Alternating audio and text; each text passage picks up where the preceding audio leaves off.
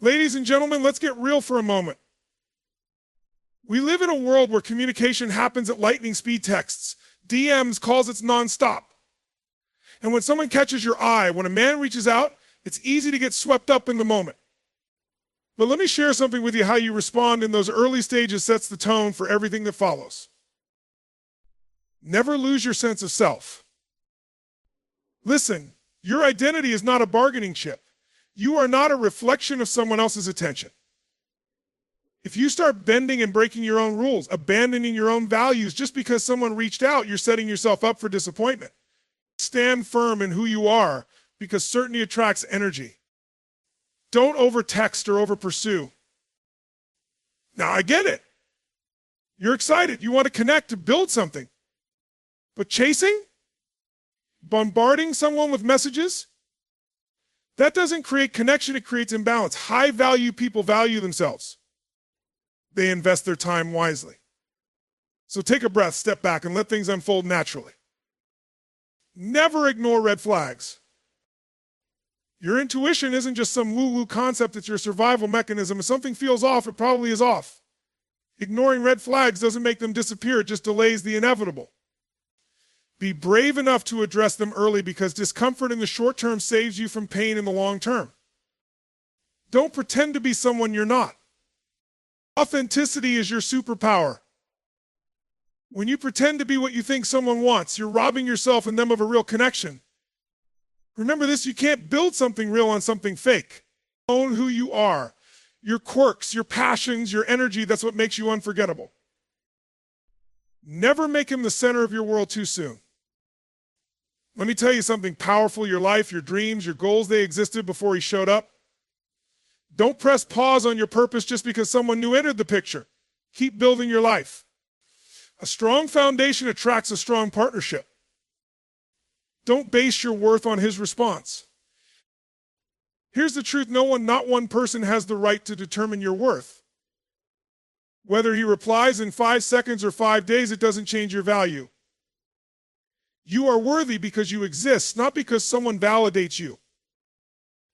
At the end of the day, relationships are about alignment, not chasing.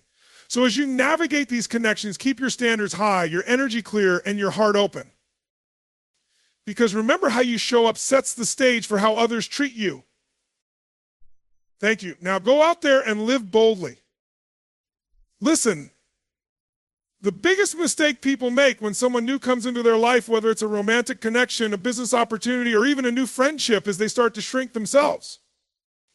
They start editing their personality, filtering their words, and muting their own voice just to fit into someone else's expectations. But here's the deal, when you lose your sense of self, you lose everything. Because if you don't know who you are, how can you expect someone else to see your value? Every single one of us has a core and identity that's shaped by our values, our passions, and our standards. That core is your power source. It's the engine that drives your confidence, your clarity, and your sense of purpose.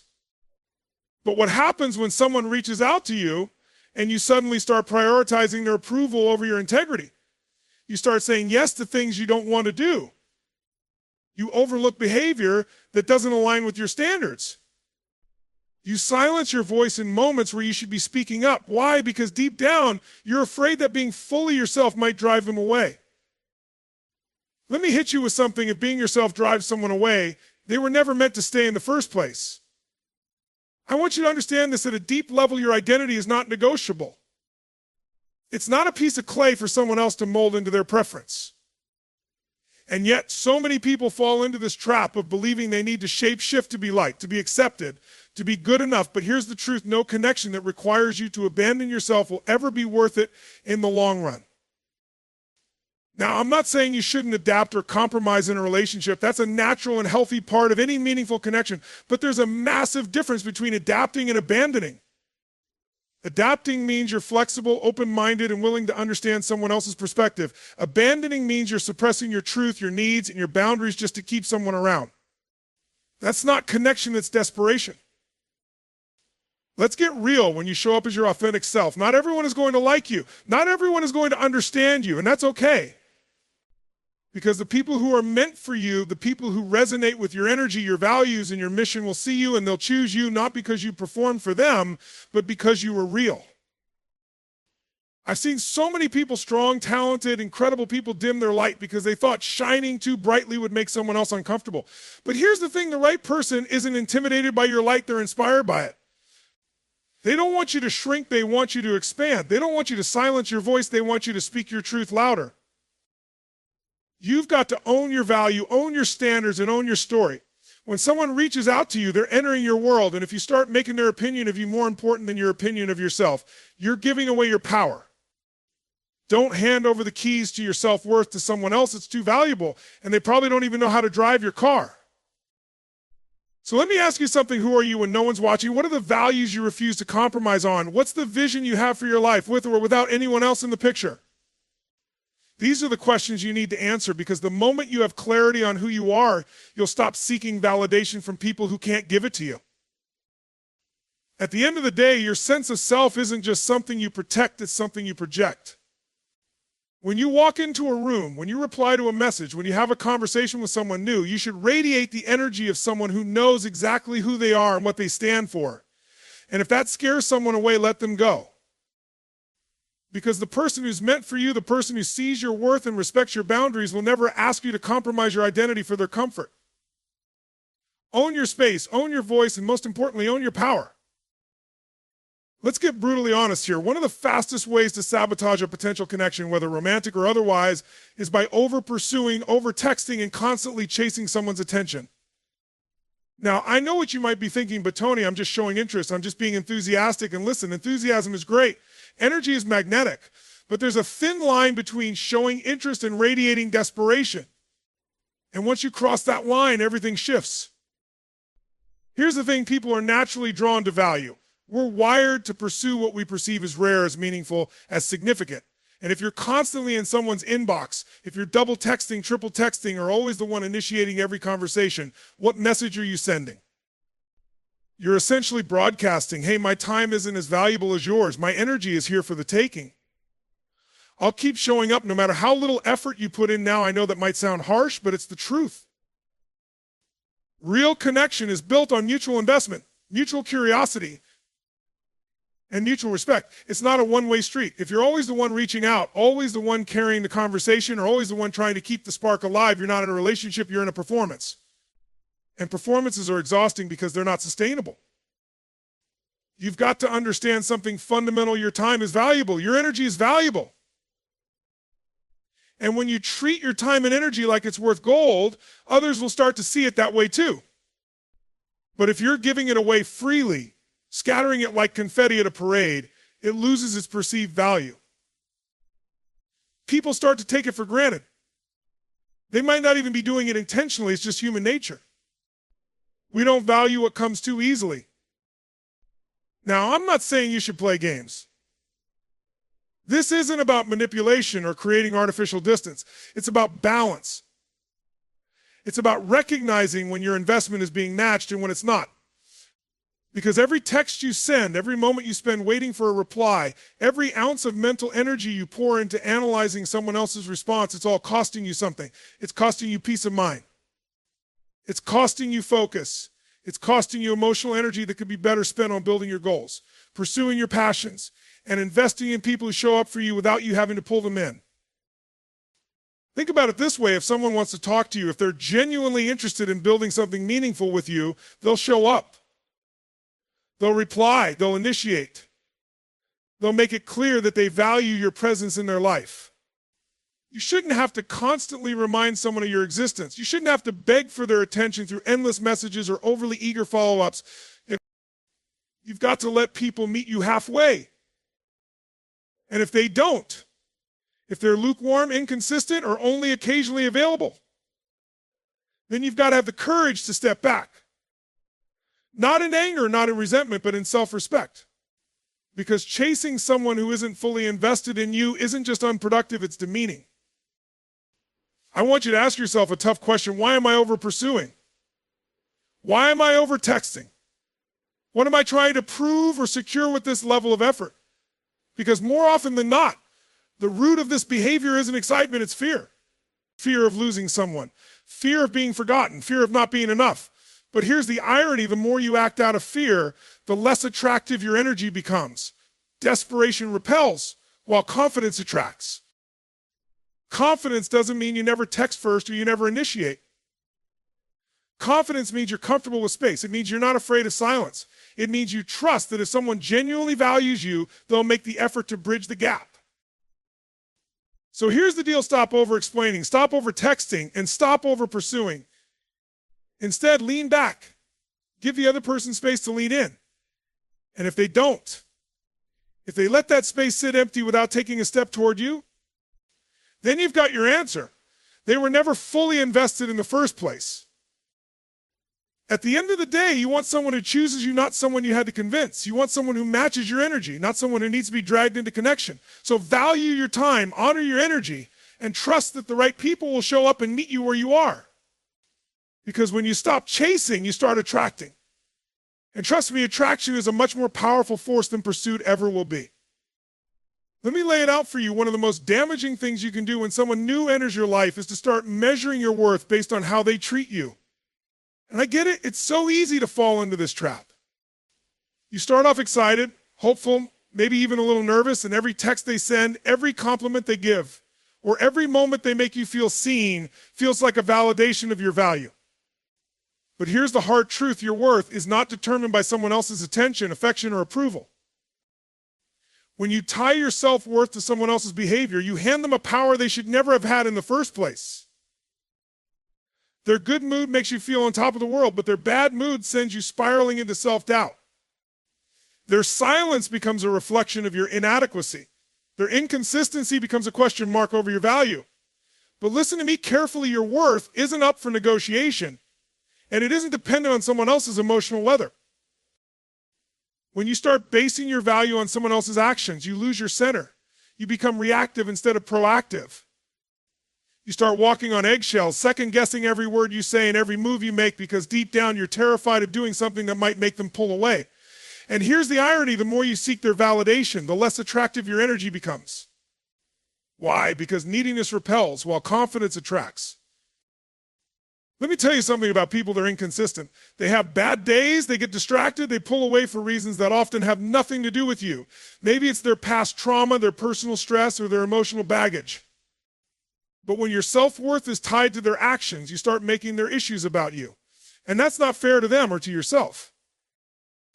Your worth isn't something someone else gets to decide. It's not a popularity contest. It's not a prize someone hands you after you've performed well enough or said the right things. It's an unshakable, immovable truth that exists regardless of how someone else feels about you. But here's the kicker: if you don't believe in your own worth, no one else will either. Think about it this way: if you walked into a luxury store and saw a designer bag with a $10 price tag, you'd assume it was fake, damaged, or worthless. Why? Because the price tag sets the perception of value. The same principle applies to how you carry yourself. If you're constantly apologizing for who you are, if you're accepting breadcrumbs of attention, if you're twisting yourself into a pretzel just to keep someone's interest, you're putting a $10 price tag on something priceless. Now, I know this isn't easy. I know it's hard to separate your sense of self from how someone else treats you, especially when you care about them. But this is non-negotiable. You need to have an internal foundation of self-worth that's independent of external validation. You need to be able to say, I am worthy, I am valuable, and I am enough whether you see it or not. And let's be clear, this isn't arrogance. This isn't about being unapproachable or overly defensive. It's about walking through life with an inner knowing, a quiet, unshakable confidence that says, I know who I am, I know what I bring to the table, and I refuse to let someone else's inability to see my worth make me question it. So how do you build this foundation? First, you have to do the work internally. What do you value about yourself? What are your strengths? What are the qualities that make you proud? Write them down. Speak them out loud. Remind yourself of them often. Second, you need boundaries. Boundaries aren't about controlling other people, they're about protecting your peace. If someone is inconsistent, disrespectful, or dismissive, it's your job to enforce the boundary and not stick around hoping they'll change. And finally, you need to stop placing people on pedestals. No one is above you. No one's opinion is worth more than your own. The moment you start seeing someone as the source of your validation, you give them control over your emotional state. And let me tell you something, no one deserves that kind of control over you. At the end of the day, people will come and go. Some will treat you like gold and others will take you for granted. But your worth remains constant. You don't have to earn it. You don't have to prove it. And you definitely don't have to beg someone else to see it. So stand tall. Speak with confidence. Walk into every interaction knowing that your worth isn't determined by someone else's attention or approval. Because the moment you truly believe that, you'll stop settling for anything less than you deserve. And the people who are meant to value you, they'll see it, they'll feel it. And they'll treat you accordingly. Let me tell you something powerful. Desperation is one of the fastest ways to sabotage a connection before it even has a chance to grow. And I'm not saying this to criticize or judge. Desperation comes from a very real place. It comes from fear, from loneliness, from past rejection, and sometimes even from that deep, unspoken belief that if you don't hold on tightly enough, this person will slip away. But let me hit you with some truth. Anything you chase out of desperation will either run away from you or control you. That's not love. That's not connection. That's attachment built on fear. Desperation changes your energy. It changes the way you speak, the way you move, the way you respond to messages, and the way you show up in a conversation. And here's the tough part. It's rarely intentional. You don't wake up one morning and decide, today I'm going to act desperate. No, it's a subtle shift. It's sending that extra text when they haven't replied. It's over-explaining yourself when they question something small. It's tolerating behavior that doesn't align with your standards because you're afraid to push them away. But here's the deal. Desperation doesn't attract love, respect, or loyalty. It repels them. Why? Because when you operate from a place of desperation, you're telling the other person, you're the source of my happiness. You're the thing I need to feel whole. And that's way too much pressure for anyone to carry. People don't want to feel like they're responsible for your sense of self-worth or emotional stability. Healthy connections are built on balance, on mutual respect, and on two whole individuals coming together, not one person holding on for dear life, hoping the other doesn't leave. Now, let me be clear, wanting someone in your life is not the same as needing them to complete you. There's nothing wrong with wanting connection, love, and companionship. That's human, that's natural. But there's a difference between wanting someone to add to your life and needing them to fill a void inside you. When you come from a place of fullness, when your happiness, your self-esteem, and your sense of purpose are already intact, you approach relationships differently. You're not clinging, you're not performing, you're not bending over backward trying to earn someone's approval. You're showing up as your whole, authentic self and saying, I'd love for you to be a part of my life, but I'm okay even if you're not. Do you feel the power in that? That's confidence, that's self-respect. That's the kind of energy that draws people in, because it communicates emotional maturity and stability. People are naturally drawn to those who are at peace with themselves, who don't rely on external validation to feel worthy. Desperation also clouds your judgment. When you're desperate to keep someone around, you'll overlook red flags. You'll minimize behavior that doesn't align with your values. You'll rationalize inconsistency, disrespect, or poor communication because you're so focused on keeping them rather than honoring yourself. But let me tell you something, holding on to the wrong person will never bring you the right connection. The truth is, you can't force someone to stay. You can't convince someone to see your value if they don't recognize it on their own. And every time you try to hold on tighter, you push them further away. People respect and are drawn to those who respect themselves enough to walk away when their standards aren't met. So how do you shift out of desperation? You start by building your own life. You start by creating a sense of joy, purpose, and fulfillment that doesn't depend on someone else's presence. You invest in your passions, your friendships, your goals, and your growth. You remind yourself daily that you are whole, worthy, and complete on your own. You also need to practice detachment, not in a cold or unfeeling way, but in a way that says, I can care deeply about you, but I'm not going to lose myself in trying to keep you. Detachment is about knowing that if something is meant for you, it will flow naturally. You won't have to force it. You won't have to chase it. And here's the most important thing, trust. Trust in your worth. Trust in your journey. Trust that the right person, the person who truly sees and values you, will never make you feel like you have to beg for their attention or affection. When you trust yourself in the process, you stop acting out of fear and you start acting from a place of confidence and self-assurance. At the end of the day, desperation is just misplaced focus. You've put all your energy into trying to secure someone else's presence in your life rather than focusing on becoming the best version of yourself. But here's the beautiful thing: when you shift that focus back to yourself, when you grow, when you thrive, when you shine, you won't have to chase anyone. The right people will notice and they'll show up. So remember this: you are not incomplete. You are not lacking. You are not a puzzle missing a piece. You are whole, you are worthy, and you are deserving of a connection that doesn't require you to beg, cling, or shrink yourself. When you show up with that energy, the world will respond in kind. And the people who see that light, they'll move mountains to stand in it. All right, let's bring this home. If there's one thing I want you to take away from everything we've talked about, it's this: your value is non-negotiable, your boundaries are sacred, and your authenticity is your greatest asset.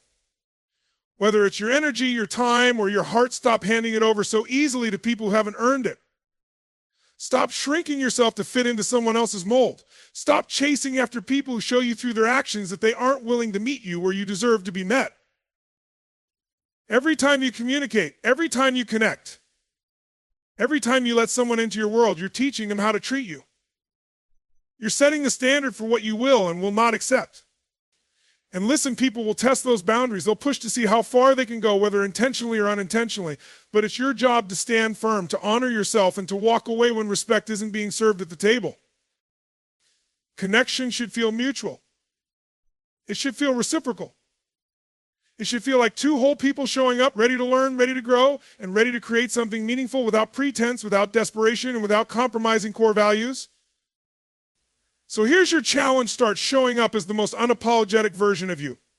Stop hiding your voice, stop performing, stop begging for someone else's validation, stand tall in your worth, own your space, and remember this: the right people will be drawn to your light, not your chasing. And if someone doesn't see your value, let them go. Because your worth doesn't decrease based on someone's inability to see it. You are enough exactly as you are. And you deserve a connection that reflects the truth. Now go out there and own it. The world doesn't need a watered down version of you, it needs you. Fully, boldly, and unapologetically. Let's cut straight to the truth. Ignoring red flags is one of the most common and most destructive mistakes people make when someone new enters their life. And let me tell you why. It's not because you don't see them. It's not because you don't feel them. It's because you choose to dismiss them. You tell yourself little stories, little justifications. Oh, it's not that big of a deal, or maybe I'm overreacting, or the classic, I'll fix it later. But let me ask you something. If a small crack appeared in the foundation of your house, would you ignore it? Would you think, it's just a crack, the house is still standing? Of course not. You'd address it immediately, because you know that small cracks become massive problems if they're not dealt with early. The same principle applies to relationships and connections. Those little inconsistencies, those gut feelings, those moments when something feels off, that's your internal warning system lighting up.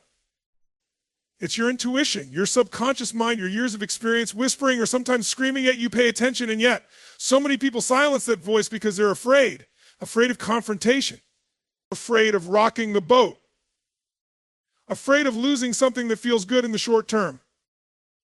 But let me give it to you straight: ignoring red flags doesn't make them go away, it just gives them time to grow roots. And by the time those roots are deep and strong, you're in a situation that's much harder to walk away from. You're emotionally invested, you've built hope, and now those red flags aren't just small annoyances, they're anchors pulling you down. You've got to understand something: people show you who they are early on, maybe not with words, but with actions. Inconsistency, lack of respect, crossed boundaries, dishonesty, these things don't just fix themselves.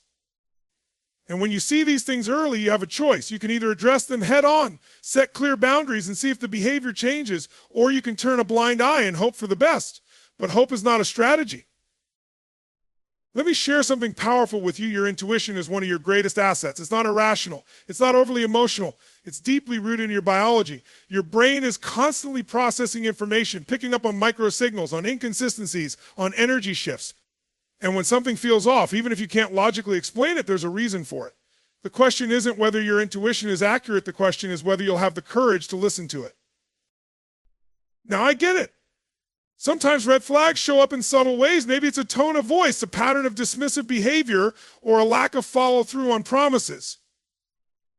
But here's the deal: patterns don't lie. One incident might be an oversight. Two might be a coincidence. But three?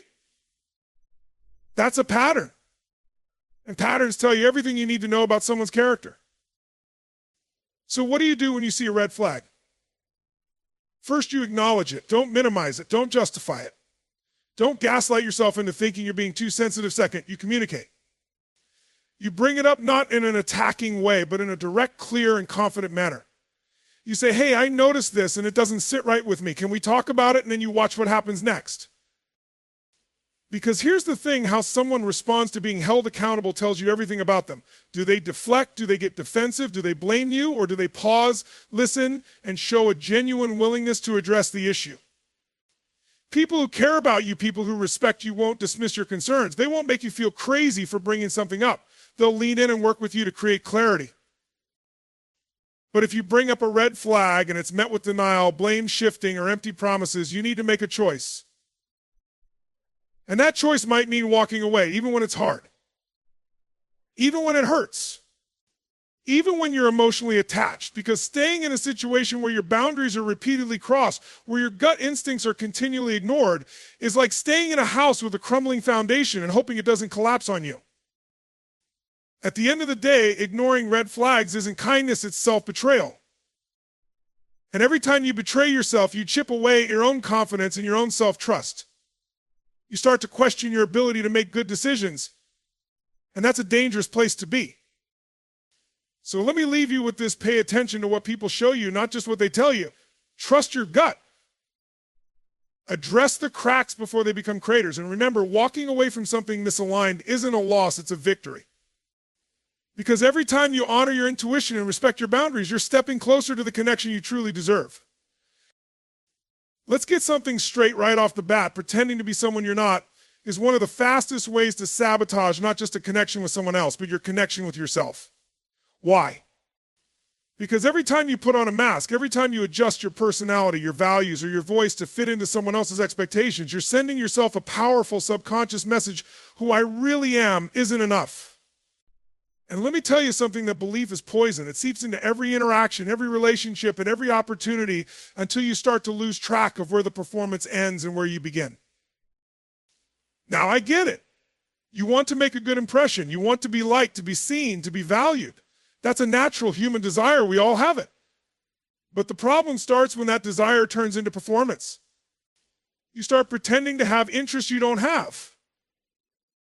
You agree with opinions you don't actually believe in. You hold back your humor, your quirks, your truth because you're afraid of scaring someone off.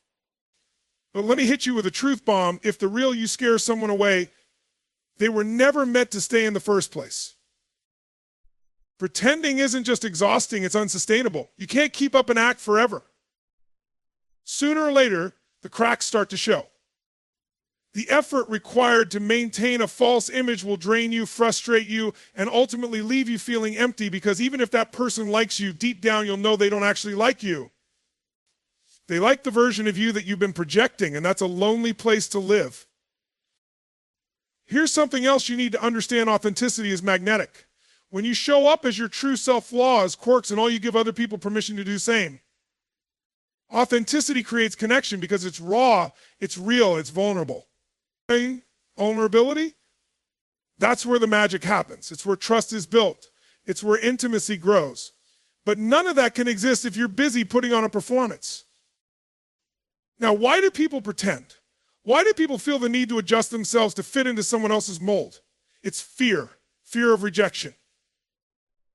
Fear of being judged. Fear of not being good enough. But let me tell you something about fear: it's a liar. It whispers to you, if they see the real you, they'll leave. But the reality is, the right people, the people who are meant to be in your life, won't be scared off by your authenticity. In fact, they'll be drawn to it. The irony is, when you try to be what you think someone else wants, you end up attracting people who aren't actually aligned with you. You might win their approval, but you'll lose yourself in the process. And let me ask you this: what's the point of being liked if you're not even being yourself? Is that really a win? Authenticity doesn't mean you're perfect. It doesn't mean you've got it all figured out.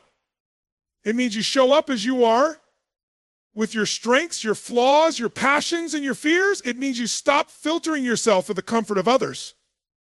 It means you stop saying yes when you mean no, and stop nodding along when you completely disagree. And listen, Being yourself doesn't mean everyone is going to like you. That's not the goal. Not everyone is supposed to like you. And that's okay. You're not for everyone, and everyone isn't for you. But the people who do resonate with you, the people who see you, appreciate you, and celebrate you, they're going to be the ones who stick around. They're going to be the ones who build something meaningful with you because the foundation will be real, not built on a facade. So how do you stop pretending? You start by getting clear on who you are and what you stand for. What are your values? What are your non-negotiables? What lights you up? And what shuts you down? When you're clear about who you are, you stop feeling the need to mold yourself into someone else's idea of acceptable. You also have to get comfortable with rejection. Because let's be real, being authentic means not everyone is going to like you. And that's not just okay, it's necessary. Rejection isn't always a bad thing. Sometimes it's just redirection. It's the universe's way of saying, this isn't your person. Keep moving. And finally, you've got to practice. Authenticity isn't a one-time decision, it's a daily practice. Every conversation, every interaction, every moment is an opportunity to choose authenticity over performance. And every time you make that choice, you build self-respect, self-trust, and unshakable confidence.